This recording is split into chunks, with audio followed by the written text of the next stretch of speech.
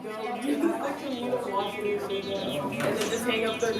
learn about this? That is the sound of a high school computer science classroom pre-pandemic, something we've not heard in a while. We've lost so many things this year. Nothing compares to the lives we've lost, but the education of our young people has suffered. Inequities that existed before the pandemic were heightened when schools closed. So I wanted to take a look at how research aimed at breaking down inequities for computer science education was impacted by the pandemic. This is the second episode on this topic because we have two research groups involved with a national program called Computer Science for All. Last episode, we heard about research at a local middle school that uses games to teach computer science concepts. This episode is focused on a program for high schools all over the state called CS for Oregon. I'm your host, Rachel Robertson, and as last time, I'll be looking for the silver linings in our pandemic world.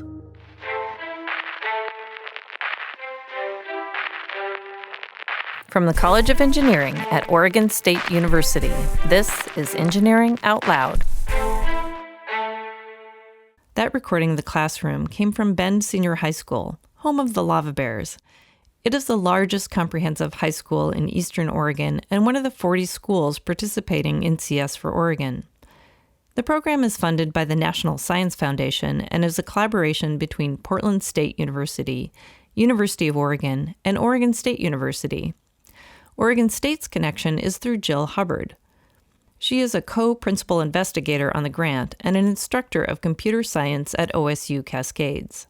Hubbard works directly with the teachers to help them learn and implement the curriculum. Before we get into the details, I wanted you to hear from her about why she was motivated to be part of the program. I talked to her over Zoom last fall when issues of social justice in our country were weighing heavily on our minds. What I think is so important about this work, and sometimes it's exciting and sometimes, frankly, it's draining because there's so much that could be done to help students who don't have access, who don't have privilege, gain privilege in our world. This is one element of a bigger picture going on in our society today of what is your role in your world and what is your perspective and what does that grant you access to. This is a piece of that puzzle that is important, that if we don't provide these on-ramps to knowledge, to not just knowledge, but knowledge that is basic and needed to live and to work, it really creates some serious inequities, even more so than we have today. So how do we as individuals, and whatever our role is, whether it's computer science, whether it's you're a physician, whether you're working in a manufacturing company, no matter what you're doing, how do you take your lens and your abilities and try to make it better for other people that don't traditionally have access to maybe what you have had access to? I love what she says because I think engineers are often characterized as focusing on the details and not seeing the big picture.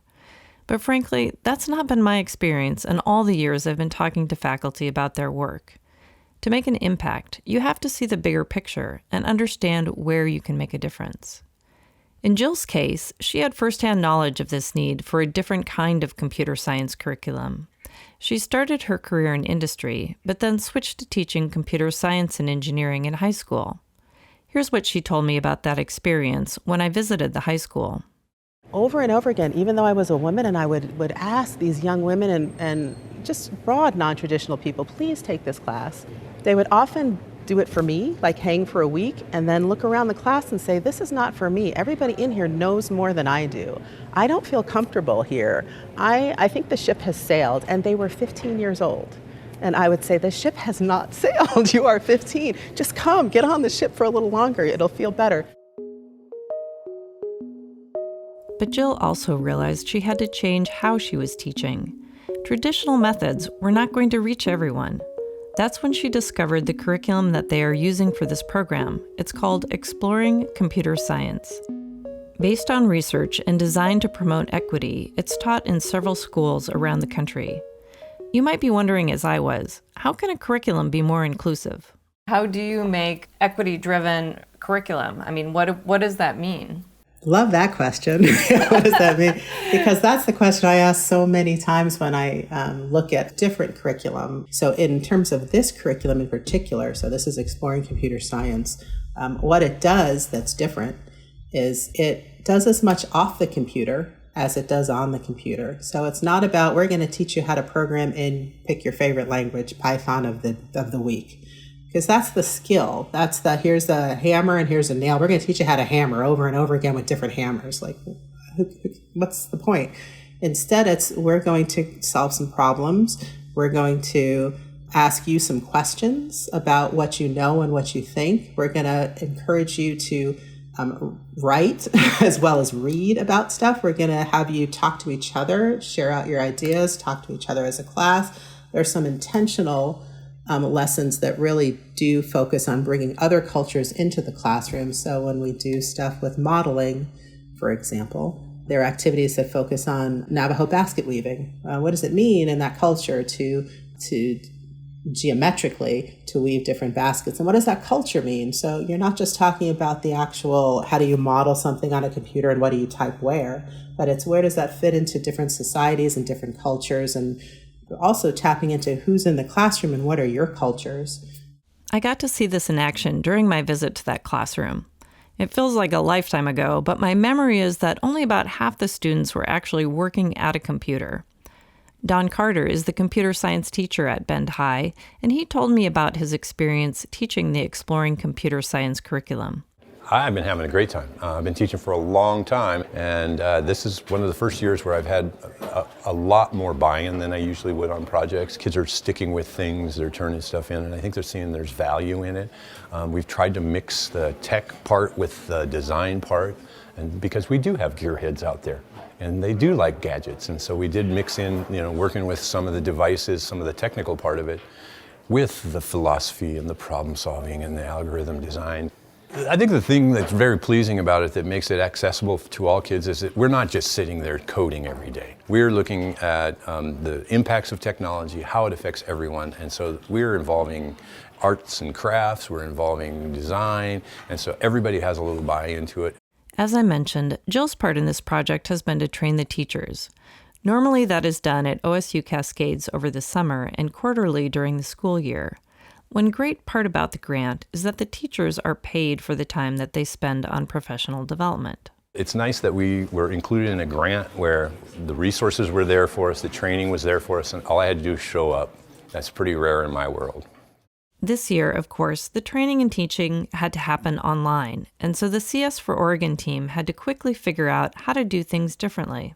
We wanted to focus on tools that were easy to use, that were free, and that were less is more. So we didn't want to make the technology a barrier in learning computer science, which could be a mistake that's easy to make. Look, we have all this great new ed tech. Let's put 5 different new things in to engage people. And then you have people that are not really comfortable with technology, or they're just dealing with their own stuff in life. And that's just another barrier.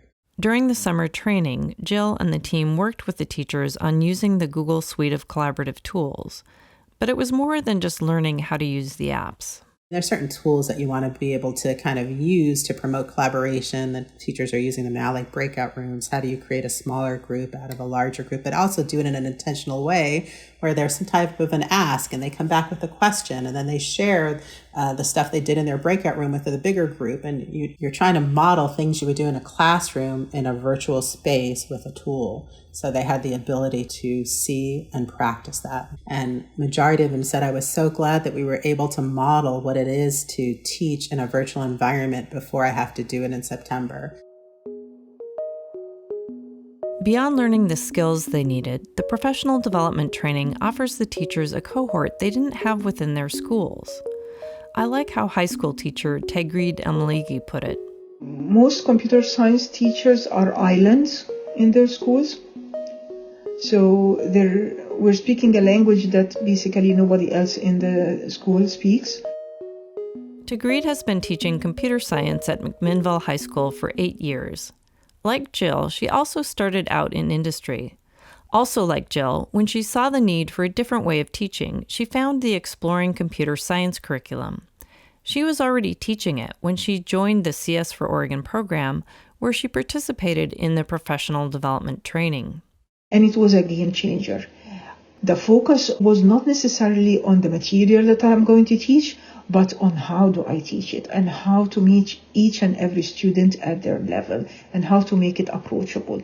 The theme of equity and collaborative work is just weaved throughout the professional development and sent me back to the drawing board of how I can do things better. Tagreed has a unique perspective since she taught the curriculum both before and after the professional development training. So I asked her if she could see a difference. I don't know how to describe it, but in my mind, the best way is the goodwill of the students in the sense that they are more willing to stick with the problem, even if it is hard, even if it is challenging, just because I front it with them that it is okay to make mistakes, that it is okay to not get the answer right away. When you keep telling them that more and more and more, some of the shy students who never talk, they actually start participating and they enjoy themselves. So that is the biggest win for me. Not the students who are confident and they will do well whether I'm there or not. It's the students who are not that confident and they choose to continue in the pathway. And I can see their growth from freshmen all the way until they graduate. During the pandemic, the teachers maintained contact with each other as they struggled to adapt the curriculum to an online environment. Tagreed said the tools they learned over the summer helped in her advanced classes, but the introductory classes were more difficult. Some of the classes that I taught in person, and they were some of the most successful classes, the kids got the most joy out of them. One of them I taught today and it completely fell down just because of the nature of the class. So the class required the use of Legos to figure out a problem. Not everyone has Legos. We tried it with pieces of paper, did not work. After 45 minutes, I said, okay, so we're stopping that. That doesn't seem to be working. I am frustrated. You are frustrated. I understand that. Let's stop for today. And tomorrow, I promise I'll try to figure out a better solution so everyone will be able to work on this problem. That gives you a little picture of what the teachers have been facing over the last year and how exhausted they must be of reinventing their classes to work online. They have been relying on their own ingenuity and the support of their peers and facilitators like Jill to get them through. What's always cool about working with teachers is teachers are about how can we work together and share what we know and build on what we know.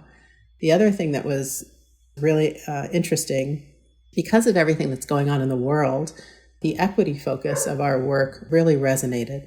Our teachers were like, we need to do something here. This is crazy. Like we can make a change. And this work was already focused on how do we change the system. So it was really a place for teachers to really think and share and be vulnerable. It's hard to be vulnerable when you're a grown-up, when you're an adult in a work situation. But I was so impressed by how open and caring and vulnerable our teachers are that participate in this work. And those teachers are making a difference. Tagreed said that last year, of the students that finished all of her computer science classes, half of them were women, and about 20% had Hispanic heritage. I like the demographics in my class right now. I see a true representation of the whole high school, but it does take effort and it does take training. And if we are serious about changing what the workforce in computer science looks like, we can't just talk about it.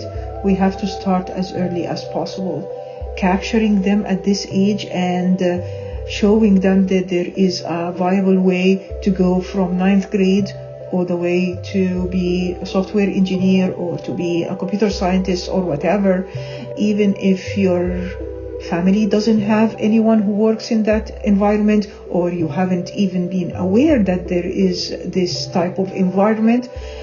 That's the biggest pay for me. We're really lucky to have people like Tagreed, Jill, and Dawn who are working together on the issue of expanding participation in computer science. The CS for Oregon program has just finished its 3rd year, and they are hoping for a renewal from the National Science Foundation to continue their work. This episode is hosted by me, Rachel Robertson, with help from my friends as always. I'd like to welcome Will Havner, who is the newest member of the podcast team. He is a student in music production at Oregon State and helping us to sound even better. Thanks, Will. And Will has an interesting story to tell us. Hello, everyone, and yes, I do have quite the interesting story. As my first assignment for this new and exciting job, I was tasked with doing some editing on this episode. When I was first listening to the audio takes, I realized that a particular voice sounded very familiar. And this is when I realized that the Jill Hubbard from this episode was the same Jill Hubbard that I had as an intro to engineering teacher in high school. Oh, what a small world it is. Our intro music is The Ether Bunny by Eyes Closed Audio on SoundCloud, used with permission of a Creative Commons Attribution license. The music and effects in this episode were also used with appropriate licenses. For more episodes, visit engineeringoutloud.oregonstate.edu or subscribe by searching Engineering Out Loud on your favorite podcast app.